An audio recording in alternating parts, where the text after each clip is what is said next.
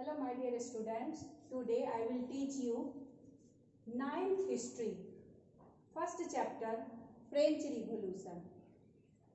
Previous video में मैंने बताई थी कि किस प्रकार फ्रांस मोनार्की सिस्टम जो एब्सोल्यूट मोनार्की सिस्टम थी उसको कन्वर्ट करके कॉन्स्टिट्यूशनल मोनार्की सिस्टम में कैसे आ गए थे। हम देखे थे कि उसमें रिवोल्यूशनरीज के द्वारा 17 आर्टिकल्स का एक कॉन्स्टिट्यूशन बनाया गया और इस कॉन्स्टिट्यूशन के जरिए फ्रांस अब एक कॉन्स्टिट्यूशनल मोनार्की सिस्टम हो गया। राजा तो रहेगा ही, लेकिन उसको चलने के लिए राजा अपने मन से कोई भी लॉ का इम्प्लीमेंटेशन नहीं कर सकते हैं। उस समय ये व्यवस्था इंग्लैंड में भी थी, कॉन्स्टिट्यूशनल मोनार्की सिस्टम। अब ये कॉन्स्टिट्यूशनल मोनार्की सिस्टम फ्रांस को एक पॉलिटिकल राइट प्रदान करते हैं। इस पॉलिटिकल राइट के तहत फ्रांस में ढेर सारे पॉलिटिकल ग्रुप बनना शुरू हो गए। अब इस ग्रुप में जैसे ढेर सारे वहाँ ग्रुप थे, जैसे वहाँ पे हम इसके पहले भी बताए थे कि जो पढ़े लिखे लोग थे और जो कम पढ़े लिखे लोग थे, जो नहीं पढ़े लिखे लोग थे, ये सब आपस में एक जगह बैठते थे और न्यूज़पेपर को बहुत जोर जोर से पढ़ते थे। तो जो नहीं पढ़े लिखे लोग थे उस न्यूज़ में लिखी हुई बात को सुन करके अपनी ओपिनियन को वो वहाँ पे व्यक्त कर देते थे, जिसको कि वहाँ सलोन डिस्कशन भी कहा जाता था। ये भी एक प्रकार का क्लब ही था। लेकिन मेन जो वहाँ पे क्लब था उसकी मैं चर्चा कर रही हूँ कि जैसे मेन वहाँ 3 क्लब हैं, जैसे जैकोबिन्स, इसमें रेडिकल रिवोल्यूशनरीज थे। तो रेडिकल रिवोल्यूशनरीज किसको कहा जाता है?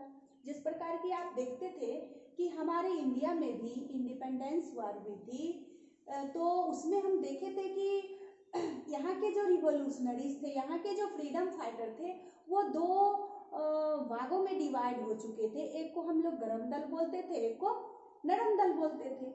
तो जो गरम दल के लोग होते थे उनको कहा जाता था रेडिकल रिवोल्यूशनरी। तो इस प्रकार जैकोबिन्स में वैसे मेंबर थे जो रेडिकल रिवोल्यूशनरीज थे। तो स्वाभाविक है जो रेडिकल रिवोल्यूशनरी होंगे उनकी संख्या कम होगी, यानी कि जैकोबिन्स में जितने भी मेंबर थे वो माइनॉरिटी में थे, ये मेजोरिटी में नहीं थे। अब दूसरा आता है जिरोंडियंस। जिरोंडियंस ये ऑलरेडी मेजोरिटी में थे। इसमें जितने भी लोग थे ये सारे लोग लिबरल पीपुल थे।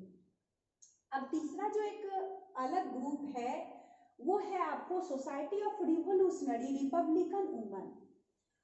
हम इस फ्रेंच रिवोल्यूशन में हम देखते आ रहे हैं कि भले ही फ्रांस कॉन्स्टिट्यूशनल मोनार्की सिस्टम से आगे बढ़ रही है, लेकिन वहाँ पे वुमन को एक पैसिव सिटीजन के रूप में अलग कर दिया गया, यानी कि वुमन को कोई भी राइट्स, ना तो उसको पढ़ने लिखने का राइट्स दिया गया, ना तो उनको वोटिंग राइट्स दी गई, ना तो उनको कोई बिजनेस या ट्रेड करने की कोई राइट्स दी गई। इसलिए वुमन हर वक्त हर समय अपने राइट्स को पाने के लिए भी वो स्ट्रगल करते रहते थे। इट मीन्स वुमन को 2 भागों में डिवाइड कर दी। इट मीन्स वो जब एक तरफ जब वो माता पिता के घर में रहेंगे तो उसके माता पिता समझेंगे, फिर उसके बाद वो पति के घर जाएंगे तो वो पति समझेंगे। इट मीन्स इससे वुमन वहाँ पे बहुत सारे बाद में रिवोल्यूशन करते हैं, जो इसी सोसाइटी के तहत वो अपनी मांग को आगे रखते जाते हैं कि मुझे वोटिंग राइट्स चाहिए या अन्य प्रकार की राइट्स चाहिए। अब हम देखते हैं एक एक करके सबके बारे में मैं बताऊंगी। तो पहले जैकोबिन्स के बारे में बता रही हूँ।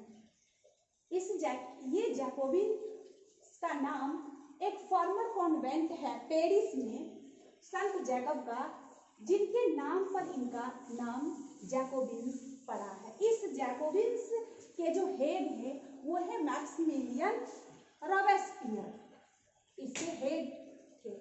इस क्लब में, जैकोबिन एक प्रकार के क्लब है, तो इस क्लब में मेनली पुअर पीपुल थे या डेली वर्कर्स थे या प्रिंटर्स थे, यानी मिडिल क्लास एजुकेटेड इलाइट के मेंबर इसमें सम्मिलित थे। अब हम देखते हैं कि ये मिडिल क्लास एजुकेटेड इलाइट जो है इनका डिमांड क्या है, क्योंकि अब फ्रांस तो कॉन्स्टिट्यूशनल मोनार्की सिस्टम तो है ही, नेक्स्ट डिमांड क्या है? तो नेक्स्ट डिमांड थी इस क्लब का कि मुझे रिपब्लिक चाहिए। रिपब्लिक इट मीन्स मुझे इलेक्टेड गवर्नमेंट चाहिए। अब इलेक्टेड गवर्नमेंट की ये लोग डिमांड करना शुरू कर दिए फ्रांस में। कुछ दिनों के बाद वहाँ पे इलेक्शन भी होती है और इलेक्शन होने के बाद एक न्यूली इलेक्टेड असेंबली का फॉर्मेशन होता है और इस न्यूली इलेक्टेड असेंबली का जो नाम पड़ता है वो है नेशनल कन्वेंशन। और ये नेशनल कन्वेंशन के थ्रू ढेर सारे लॉ पास किए जाते हैं, जिसमें सबसे पहले लुईस 16 के ऊपर द चार्ज ऑफ ट्रीजन यानी कि देशद्रोह का आरोप उन पे लगता है और 21 जनवरी 1793 को उनको एग्जीक्यूट कर दिया जाता है, यानी उनको फांसी की सजा दे दी जाती है पब्लिकली यानी पब्लिक लोगों के सामने। और उस जगह का नाम है डीला कॉम्फोर्ट। इस जगह पे उनको एग्जीक्यूट कर दिया जाता है। अब राजा के मरने के बाद वहाँ पे पुनः डेमोक्रेसी आ जाती है। अब डेमोक्रेसी जब भी आती है तो वहाँ पर ढेर सारे चेंजेज होंगे। तो जैसे वहाँ पे रॉयल अथॉरिटी का जो फ्लैग था, उस रॉयल अथॉरिटी के फ्लैग को चेंज करके ट्राई कलर फ्लैग का यूज किया गया और उस फ्लैग में ब्लू रेड व्हाइट कलर का यूज किया जाता है। उसके बाद हम देखते हैं कि नेशनल एंथम के रूप में मार्सेल्स को सिलेक्ट किया जाता है। यही मार्सेल्स याद होगा जब मैं बताई थी कि जब फ्रांस में नेशनलिज्म की फीलिंग्स को, एक पैट्रियोटिक फीलिंग्स को जब हम लोग आगे बढ़ा रहे थे तो फ्रांस के जो सोल्जर थे वो गली गली कस्बे मोहल्ले में जा करके इस गीत को दोहराते थे। मार्सेल्स गीत को गा करके लोगों में एक पैट्रियोटिक फीलिंग्स को बढ़ाते थे। वही एक गीत जो है मार्सेल्स, वो बाद में चल के फ्रांस के लिए नेशनल एंथम के रूप में सिलेक्ट किया जाता है। अब नेक्स्ट वीडियो में मैंने नेशनल कन्वेंशन यानी नेशनल कन्वेंशन में 1 साल का राज रहता है रेन ऑफ टेरर, तो रेन ऑफ टेरर को मैं बताऊंगी नेक्स्ट वीडियो में। धन्यवाद।